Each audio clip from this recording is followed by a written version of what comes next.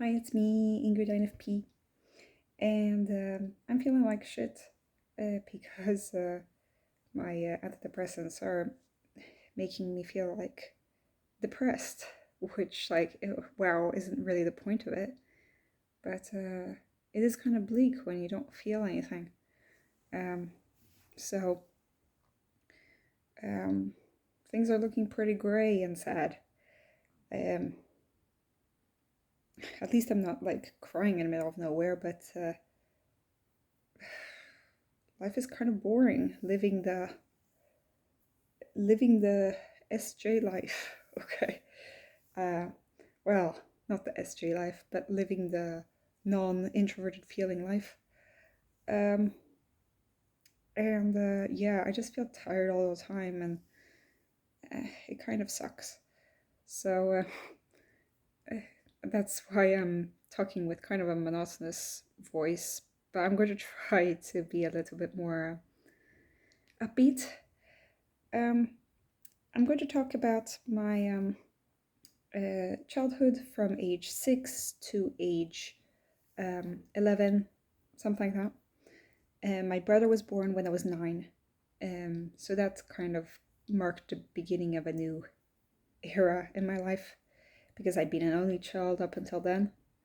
So a lot of my life was just like me playing with my own imagination. And then I suddenly had this baby around.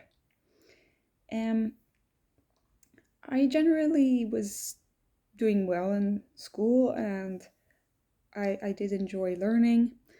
I was in a school that had an English section. It also had a German section. It meant that we had a few hours of English per week extra um, that were instead of like French people learning English. These were actually like English teachers from England um, that were there to teach us like the English curriculum. Um, so this was a public school.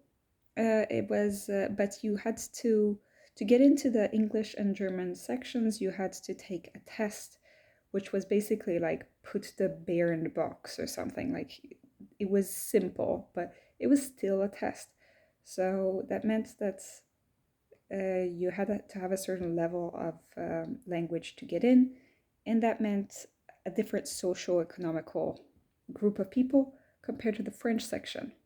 The French section was basically their local school, and this school was in a poor neighborhood. So there was some kind of weird segregation thing going on in my school because there was one class for each of the three sections. And the English and German classes, with those students who had parents who were engineers and stuff, were doing much better than the French class, and that led to some tension at the school. And so, like, while I was in like fourth grade or something, they decided to mix the classes around so that we would have people from each section in each of the classes. But that didn't really change the fact that the people, the French people, were in general from less well off neighborhoods and cared less about school. Um, so I hung out mostly with English speaking people, yet there were different levels of English. Um, so in first grade, um, I came to this new school. I was really nervous. This girl came up to me, said, "Do you want to be my friend?" And I was like, "Yeah, why not?" And so we became friends. This girl ended up becoming my number one bully for the rest of my school time. Um, and now, and we ended up going to the same schools up until high school, and um, we still have contact. We're frenemies. It was kind of like that we were friends, but she would like boss me around. She was like an ISFJ or something, and she would boss me around, and it wasn't fun. But she did decide to become friends with me that day, And she was always in like my friend groups because other people would be friends with her that were my friends. So like I couldn't avoid this person in my life. She's been in my life since the age of 5, and she'll always be sort of part of my life, um, even though she did not treat me well.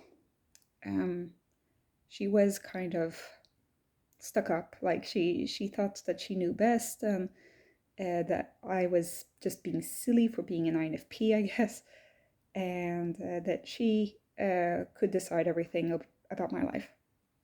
And I already knew that at age 5 that like I didn't like that, um, but I felt like I couldn't make friends, so I kind of stuck by her.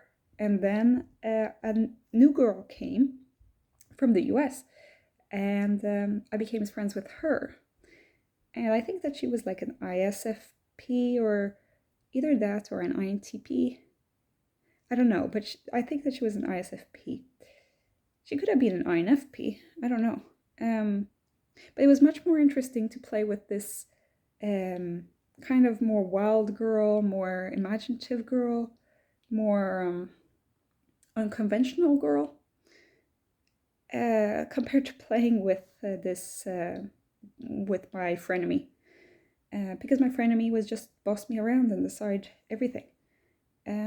So I remember in the courtyard in first grade, um, each of these two girls pulling on one of my arms because they both wanted to play with me. And in the end, I decided to play with the new girl from the US who was fun. And so we became friends, but she left after a year. My parents and her parents are friends. Um, she had a really interesting background because her mom was like, um, a fundamentalist Christian in the US and like had 12 brothers and sisters, this mom. Well, and she married an astrophysicist who was interested in France and culture and stuff. So that's kind of an eclectic mix. She ended up becoming an engineer in Silicon Valley, and she has like a cool loft apartment in San Francisco. Uh, and I think that she's done well for herself. But I think that she was a little bit lost, like as a child, because her mom was pretty strict and stuff. And so she was rebelling already at that age. And I just found it really exciting to be around her, and she would always end up finding out new ideas and stuff to do. Well, my other friend was doing the mommy daddy child kind of games still, and I just felt like I didn't want to keep doing this. So then, once that American girl left, I became friends with another ISFP who now works and who has also followed me throughout my life, but we're not really friends anymore. We follow each other on Instagram. Um, she ended up becoming friends with my frenemy, and it started becoming problematic. But so this friend became a horseback riding instructor. That's her life now. She always loved horses, and she loved animals, and her mom was a vet. So, and she had a lot of brothers and sisters, so it was really fun going to her house. And she was really into doing physical stuff, so um, I like that. But sometimes it did get me a little bit nervous. But it felt like we understood each other on some level, and I was really, really close to her. But then we started drifting off once we got to middle school. And then I had two friends who were, one was from England and one was from the US. And the one from England was pretty serious and quiet. I think that she was an INTJ. And and then I had the American friend who I think is like an ENFP or something like that. So that was pretty exciting. And I still have contact with the American girl. I don't know what happened to the British girl. Apparently, she then went on to go to like a boarding school in England, and I don't know what she does now. Um, but it's interesting to see like where people go and what they do. Um, but in general, I think that I was pretty happy being a child as an INFP.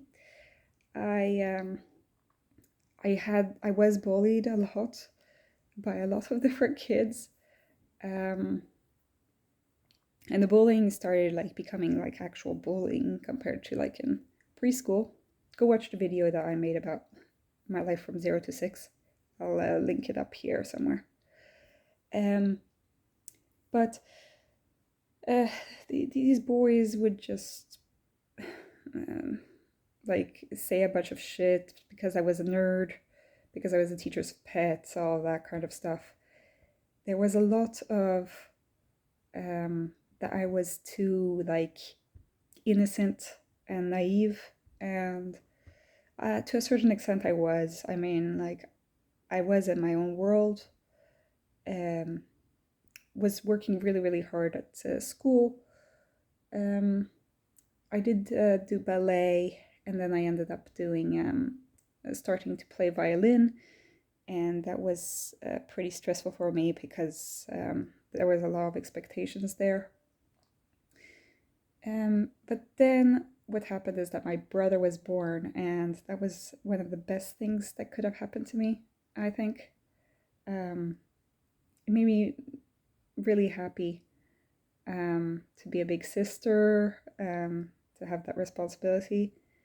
And at the same time, my parents never like pushed me to become like an extra mom. So I am very grateful for that because, like, you know, they could have done that. They could have made me like changed my brother's diapers and all that. And they didn't. They just let like made me sit around to like babysit when like they would leave the house or something like that. But they would rarely leave the house with me alone with my brother. It's only when I started becoming like 13, 14 that they would be comfortable enough leaving me with my brother. Um, I was really interested in like his development. Um, so I think that like my interest for medicine started already there. Like I was like, like the kinds of foods that my brother would eat. I would keep like a journal of the sort of of the things that he was doing because I found it pretty interesting. Um, I that was like my first attempt at a journal, I think. It was actually just recording his developments, because he was pretty cute, and I did like that. I think that I was at my best at 9 years old, um, unfortunately, but it was a pretty good time, and that's when I learned how to make Brazilian bracelets, and um, we went to the park a lot because my brother had to go play in the park when he was small. But that was when I was around 10. So we're getting to the end of um, my time as a child, and I start becoming going to middle school. But I think that my primary school experience was pretty good. I, uh, I liked. I was really close to my friends. But it was pretty sad if one of my friends wasn't there. I kind of freaked out. So I kind of became dependent on my friends to a large extent because I was scared of what would happen, like what the other kids would do. When my mom was pregnant with my brother, I would carpool with like this bad boy from my neighborhood, and I hated him because he would keep teasing me, and I was very sensitive, and I did not like him teasing me about anything. And so I would still count that as bullying, even if it was just teasing. it was relentless, and it just tired me out. And I would have to go to school and back from school with this guy. Um, but otherwise, I think that I was pretty happy. I was still very, very shy. I never said a word, and my teachers would give me really bad grades on participation. Um, well, what I did like was I did like the violin, um, even if it was tough. I also liked doing pottery during school lunch, and I was I wasn't a picky eater. I liked eating most stuff. Um, I also liked like circus, like we would do juggling. Like I never mastered juggling, but I liked pretending that I could juggle, and also doing like science experiments. I found that pretty cool, like making lava volcanoes with bicarbonate. Um, I remember finding all of that really interesting. Um, I also learned to read, and I found that pretty exciting. I would read like horrible histories and that kind of thing because I found that to be fun. Mythology, I was really into that. Um, and I learned to read in both English and in French. But I started realizing that the English teachers were it was much more positive environment, the English class, compared to the French class. Um, I had a pretty traumatizing teacher in first grade. Um, he had a beard and was old, and he was pretty gruff and traumatized a lot of children. There was also a teacher who traumatized a lot of children, but I never had because she was fired because she smoked in class. But that was like the least bad thing that she did. She would like bully her own students. So I'm glad I did not have her. I had a lot of teachers who were old and it was like their last year before retirement. So I think that I learned like a lot of old school teaching. Um, I know that in fifth grade, um, my teacher was in love with there was some guy who came and cleaned the aquarium, and we were like, who is this guy? And it was like her boyfriend. And I never figured out like what his job was or what he was doing, but that's the reason why we went out into the park and would do friendship bracelets instead of actually learning anything, because she wanted to spend time with this guy. So this is something I figured out much later. So it's pretty funny. So that's how my life was between ages 5, 6 to 10, 11. Um, I do think that a lot of it was like from the creativity that I had, and that I loved learning and my curiosity, and also my deep love for my friends, my family, my brother. That's what really made things exciting for me. I loved reading, and um, in general, I was pretty much in a fantasy world for most of the time, but it was okay to be because I was a child. Um, and so that kind of resumes my childhood. I guess I'll do another video that will be like middle school up until high school. I don't know how detailed I need to be, but that's it for today. Have a great day, everybody. Bye.